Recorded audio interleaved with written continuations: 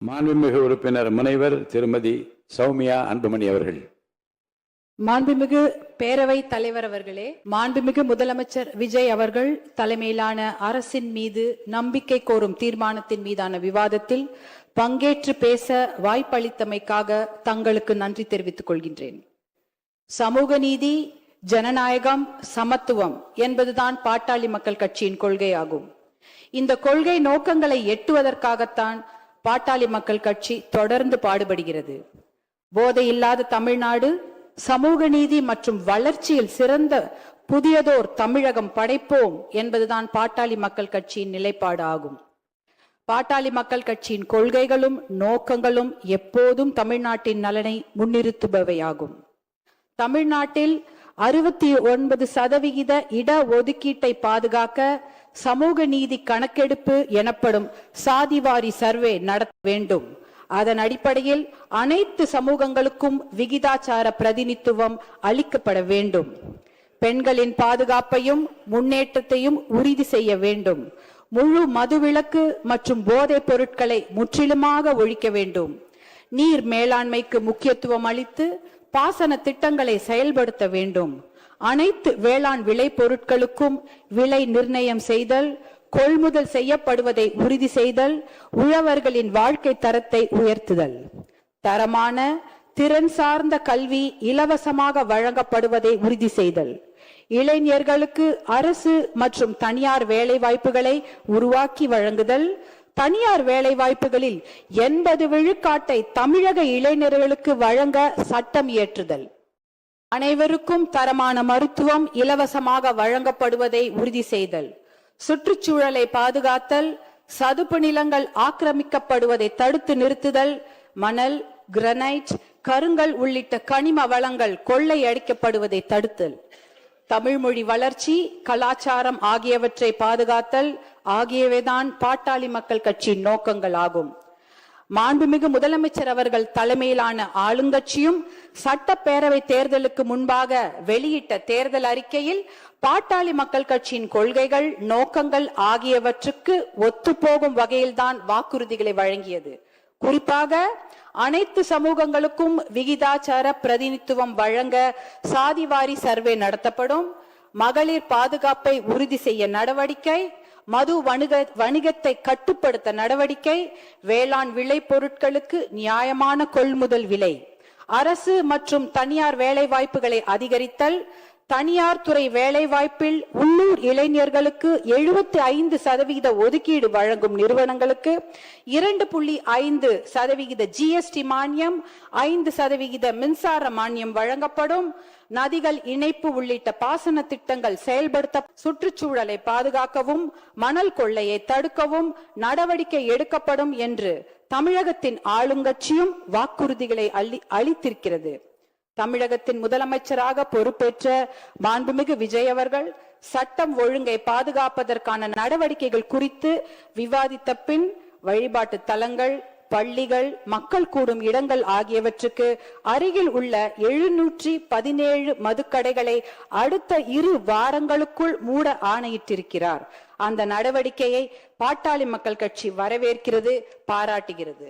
மது ஒழிக்கப்பட வேண்டும் என்பதற்காகத்தான் 40 ஆண்டுகளுக்கும் மேலாக நாங்கள் போராடி வருகிறோம். உச்ச நீதிமன்றம் வரை சென்று சட்ட போராட்டம் நடத்தி தேசிய அளவில் 90,000 மதுக்கடைகளையும் 90,000 வைன் ஷாப்ஸ், தமிழ்நாட்டில் 3,321 மதுக்கடைகளையும் மூடியது பாட்டாளி மக்கள் கட்சி தான். தமிழ்நாட்டில் முழுமையான மதுவிலக்கையும் போதைப் பொருள் ஒழிப்பையும் மேற்கொள்ள அரசு நடவடிக்கை எடுத்தால் அதை பாட்டாளி மக்கள் கட்சி வரவேற்கும். மாண்புமிகு பேரவை தலைவர் அவர்களே, எனக்கு ஒரு ஆசை. என்னுடைய பேர குழந்தைகள் வளர்ந்து வரும்பொழுது போதை இல்லாத, மது பழக்கம் இல்லாத தமிழகம் உருவாகி இருக்க வேண்டும். அது என்னோட ஆசை மட்டுமல்ல, தமிழ்நாட்டில் இருக்கக்கூடிய அத்தனை பெண்களுடைய ஆசையும் அதுதான். போதை பழக்கமும் மது பழக்கமும் நம் இளைஞர்களை சீரழித்து கொண்டிருக்கிறது. நம்ம குழந்தைங்க வளரும் போது எப்படி வருவாங்களோ, ஒழுக்கமாக இருப்பார்களா என்பதே இன்று சந்தேகத்திற்குரிய ஒரு நிலைமையில தான் நம்மளுடைய தமிழகம் தள்ளாடி கொண்டிருக்கிறது. இது என்னுடைய ஆசை மட்டுமில்ல, எல்லாருடைய தாய்மார்களுடைய ஆசையும் அதுதான். அதற்கு முதற்கட்டமாக நேற்று நம்முடைய மாண்புமிகு முதலமைச்சர் அவர்கள் 717 மதுக்கடைகளை மூடப்படுவதாக அறிவித்திருக்கிறார். அதை நாங்க மனமார்ந்து பாராட்டுகிறோம், வரவேற்கிறோம், அதற்கு நன்றிகளை தெரிவித்துக் கொள்கின்றோம். ஏன்னா நான் இந்த நேரத்தில் என் மீது அன்பு வைத்து பாசம் வைத்து என்னை இந்த சட்டப்பேரவைக்கு தேர்ந்தெடுத்த தர்மபுரி தொகுதி மக்களுக்கு என்னுடைய கோடானு கோடி நன்றிகளை இந்த நேரத்தில் தெரிவித்துக் கொள்கின்றேன். ஏனென்றால் தர்மபுரி மாவட்டத்தில் தான் மது பழக்கம் என்பது அதிகமாகவும் மது வணிகம் என்பது அதிகமாகவும் இருக்கிறது. பர் கேபிட்டா கன்சம்ஷன் என்பது தர்மபுரி மாவட்டத்தில் அதிகமாக உள்ளது. Per capita consumption of alcohol, அதாவது மது பழக்கம், தனி மனிதருடைய மது பழக்கம் அதிகமாக இருக்கும் மாவட்டம் எது என்றால் அது தர்மபுரி மாவட்டம்.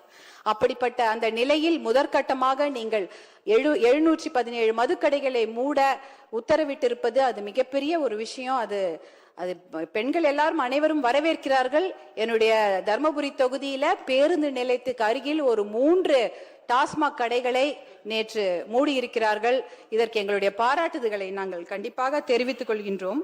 ஒரு மதுக்கடையை மூடுனா அதற்கு பக்கத்துல ஒரு 4-5 சந்து கடைகளை திறந்து விடுகிறார்கள்.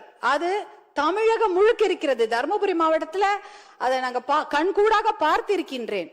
நாங்கெல்லாம் வெறுத்து போயிருக்கிறோம். ஒரு கடையை மூடுனா பக்கத்துல 4 சந்து கடைகள் திறக்கப்படுகிறது. ஆகையால் நீங்கள் இதில் கண்காணிப்புடன் விழிப்புடன் இருக்க வேண்டும். ஏனென்றால் ஒரு கடையை மூடுனா அதை 4 கடைங்க திறக்கிறாங்க.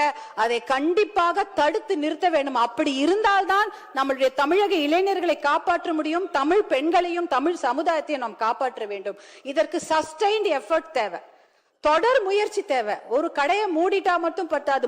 மது ஒழிப்புன்றது மிகப்பெரிய சப்ஜெக்ட். அதுக்கு எவ்வளவு நேரம் வேணா பேசலாம். ஆனா அந்த ஒரு கடையை மூடுனா இன்னொரு கடை திறக்காம பார்த்து கொள்ள வேண்டும். அதற்கு விழிப்புடன் தொடர் முயற்சி தேவைப்படுகிறது. அதையும் நாங்க இந்த வேண்டுகோளாக இப்ப சொல்கின்றோம். அடுத்ததாக பாத்தீங்கன்னா, என்னை போன்ற பெண்கள் படிப்பதற்கும் கல்லூரிக்கு போவதற்கும் வேலைக்கு போவதற்கும் இது போல சட்டமன்றத்தில் பேசுவதற்கும் ஏன் ஓட்டுரிமை பெறுவதற்கு கூட எத்தனை நூற்றாண்டுகள் ஆகிவிட்டது.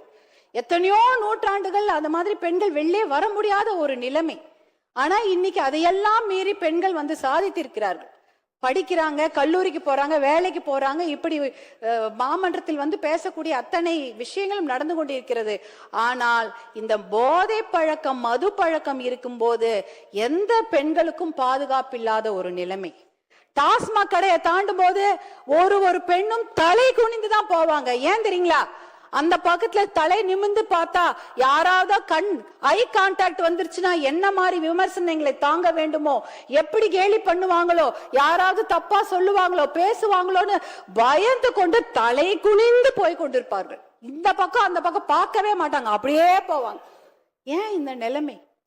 ஒரு வீட்டுல இருந்து வெளியில வரத்துக்கே எங்களுக்கு இவ்வளவு நாள் ஆச்சு. திருப்பி எங்களை கொண்டு போய் வீட்டிலே உட்கார வைக்கிற அந்த நிலைமையை கொண்டு வந்தது இந்த போதை பழக்கம் தான், மது பழக்கம் தான்.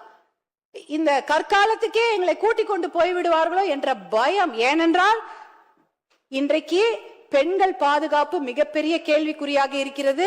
வெளியில படிக்கிறதுக்கு அனுப்புறதுக்கு பயம், ஹாஸ்டலுக்கு அனுப்புறதுக்கு பயம், வேலைக்கு வெளியூருக்கு அனுப்புறதுக்கு பயம். வேலைக்கு போன பொண்ணு பத்திரமா பேருந்துல இருந்து வீட்டுக்கு வருவாங்களா, இல்ல தொடர்வண்டி நிலையத்துல ஏதாவது நடக்குமா, பத்திரமா இரவு வீடு வந்து சேருவார்களா, இப்படி எதற்கு எடுத்தாலும் பயம் பயம் பயம்தான். ஏன்னா அந்த அளவுக்கு போதை பழக்கம், மது பழக்கம், அந்த இதனால் பெண்கள் பாதுகாப்பு மிகப்பெரிய அச்சுறுத்தலுக்கு ஆளாகி இருக்கிறது. இதை தடுப்பதற்காக சிங்கப்பெண் என்ற ஒரு தனி பிரிவை முதலமைச்சர் அவர்கள், மாண்புமிகு முதலமைச்சர் அவர்கள் ஏற்படுத்தி இருப்பதற்கு எங்களுடைய மனமார்ந்த நன்றியை தெரிவித்துக் கொள்கின்றோம்.